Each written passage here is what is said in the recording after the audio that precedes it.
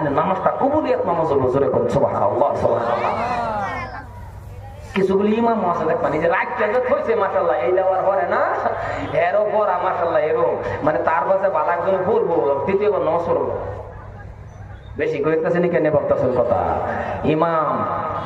ইমামের পড়াটাও শুদ্ধ হইতে লাগে। ইমাম হেও দরমা কত 3000 হেও হরে না, হে আর অন্যান্য করা হইতো নাই মসজিদ ছাড়া, বুঝছেন না নাই এলাকে হে আর এটা হরে না, হে 3000 না, হ্যাঁ মনে মনে দোয়া করে আল্লাহ 2500 দিল আমি আসি। মুসলমান ভাইয়ের আমার, এলাকার যুবক খারাপ পাইতেছেন আমার কথাটি?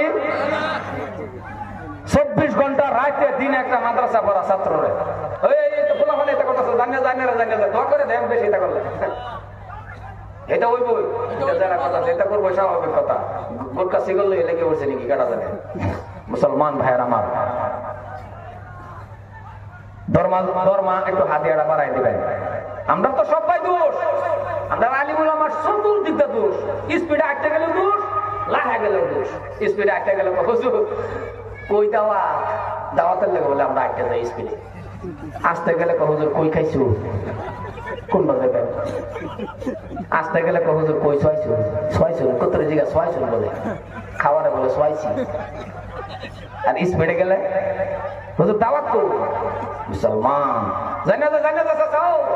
জানা যায় রাম দাগন যায় মার খেলে লেগে যাবে।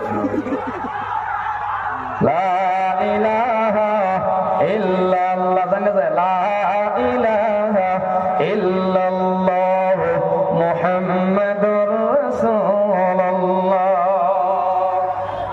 আচ্ছা এই মাদ্রাসার দরকার আছে? কতক্ষণ আছে নাকি? তাহলে যদি দরকার আছে